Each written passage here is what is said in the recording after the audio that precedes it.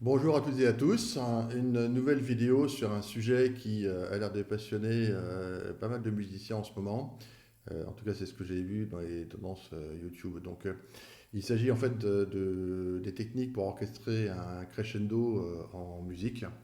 Euh, je vais vous présenter ce que j'ai cru comprendre sur ces techniques d'orchestration et surtout, je vais vous donner un exemple sur à 8 mesures que j'ai composées dans le cadre de cette vidéo pour mettre en œuvre ces principes.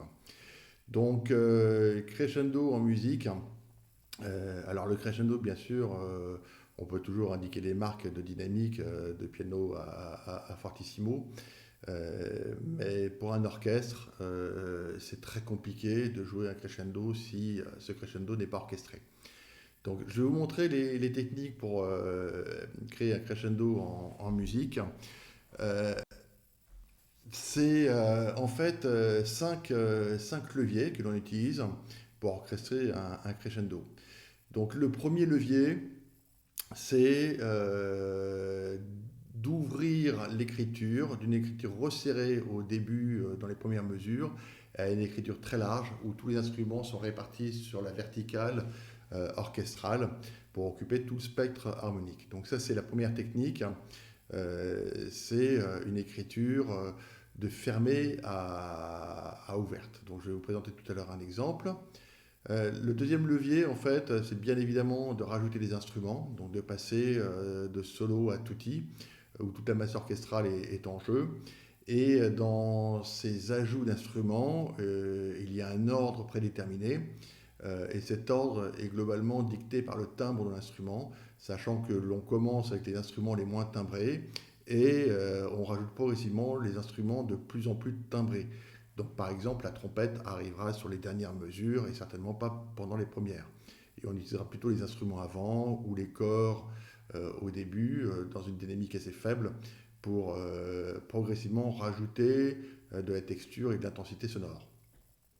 Le troisième levier consiste à augmenter l'intensité rythmique au fur et à mesure de ce crescendo. Là aussi, je vous montrerai des exemples, mais sur ce qui était en ronde, on va progressivement passer sur des rythmes en noir staccato, voire des croches, voire des doubles croches avec des arpèges. Le quatrième levier, ce sont les accents,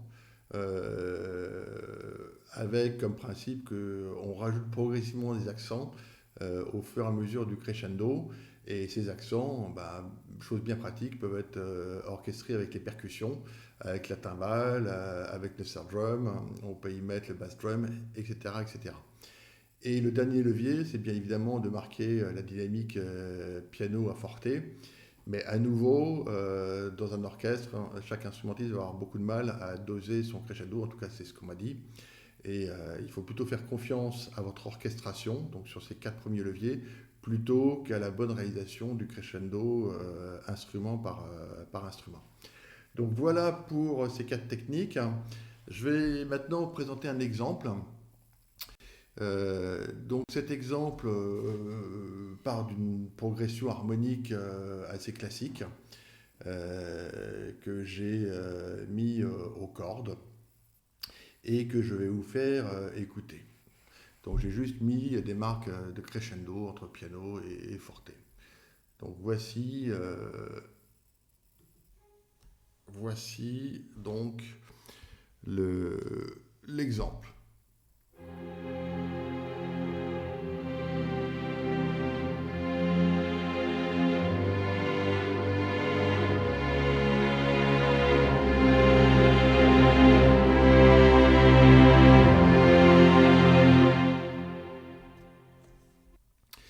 Bon, il y a un petit effet de crescendo, mais rien d'extraordinaire, en tout cas de vraiment marquant.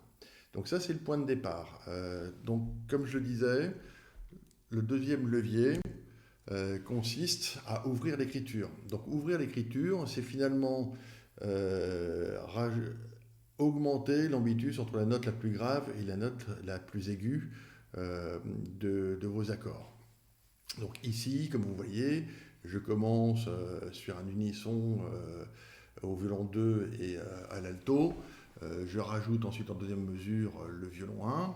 Ensuite, aux mesures 3, le violon 1 continue de jouer, je rajoute le violoncelle. Je fais un saut de carte au violon 1 pour jouer le Fa. Et ensuite, quatrième mesure, je rajoute la contrebasse qui joue le Sol. Je continue de monter au violon 1 avec le La bémol. Ensuite, j'ouvre encore en faisant jouer au violon 1 un Si. Et je fais jouer un Ré bémol à la contrebasse.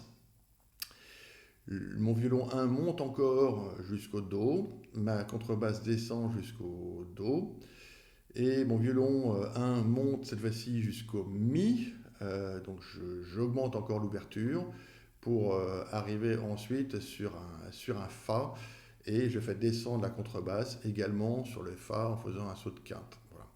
Donc ça, c'est cette première étape qui est d'ouvrir l'écriture. Je vais vous faire écouter maintenant ce que ça donne.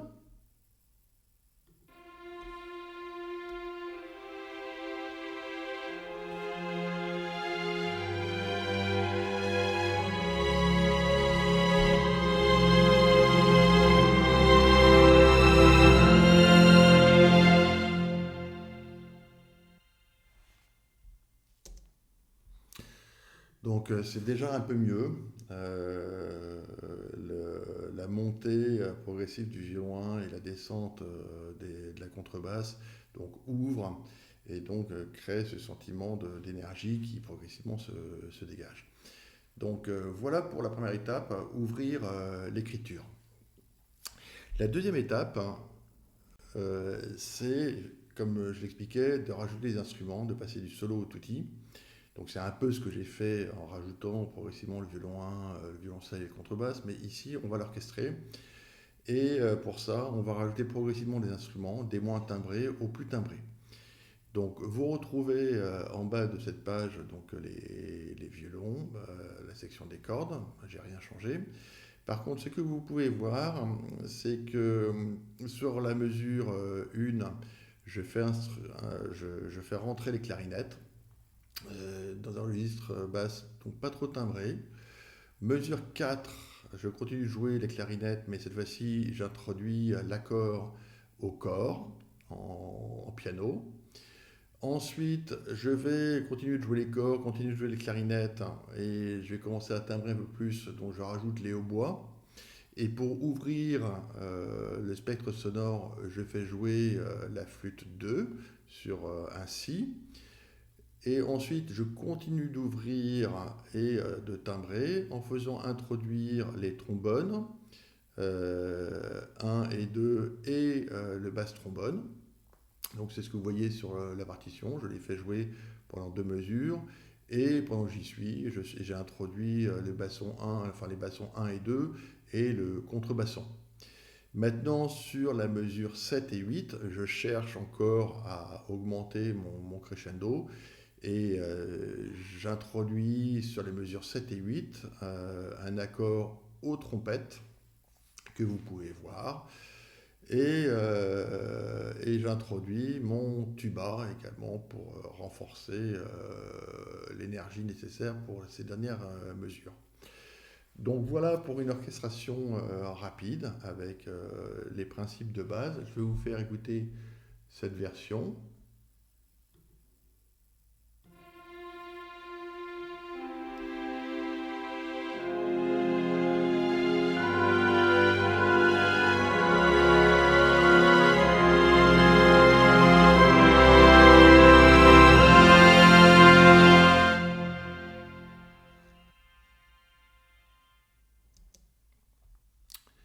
Donc voilà pour l'étape 2, donc ça commence à ressembler à quelque chose. L'étape 3 consiste à rajouter de l'intensité rythmique progressivement. Donc voilà l'approche que j'ai eue. Je n'ai pas touché aux instruments avant, qui de toute manière, lors du tutti, vont disparaître derrière les cuivres.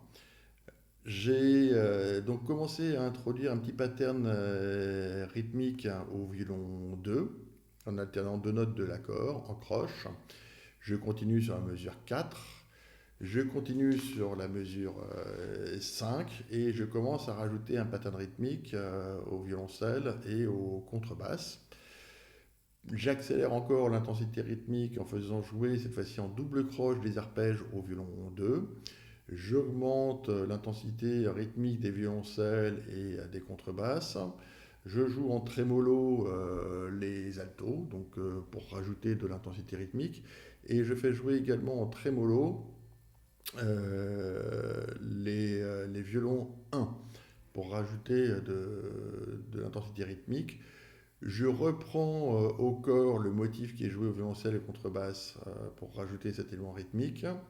Et je joue pour accentuer encore cette intensité rythmique un triolet qui sera joué au corps, aux trompettes et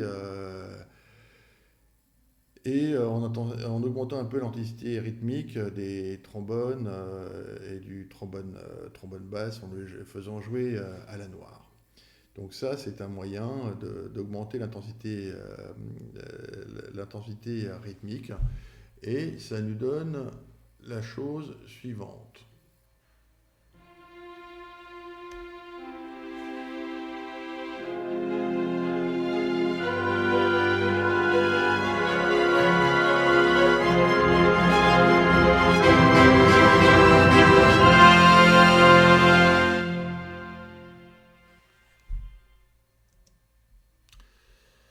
Donc, on voit bien l'impact que ce travail sur l'intensité rythmique a sur le crescendo.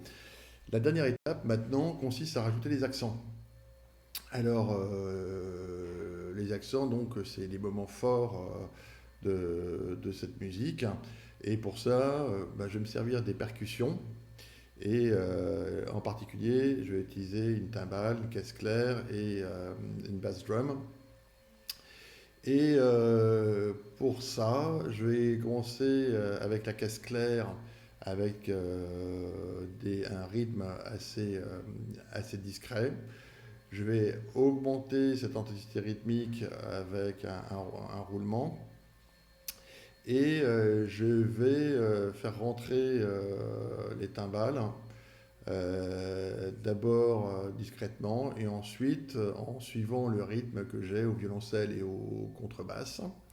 J'ai introduit le bass drum en mesure 6 avec un roulement et ensuite je rajoute en mesure 7 les toms pour rajouter des accents.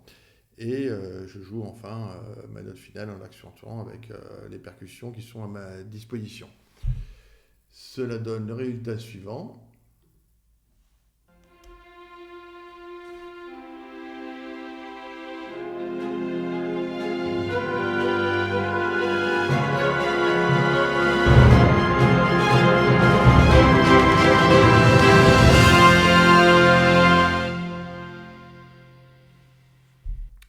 Donc voilà pour la dernière étape, hein, l'étape 4, où on rajoute les accents.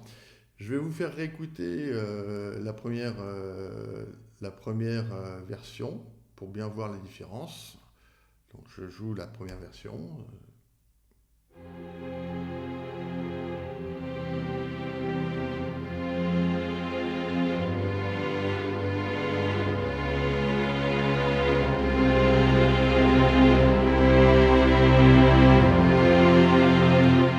Et je vous joue maintenant la version avec le crescendo orchestré.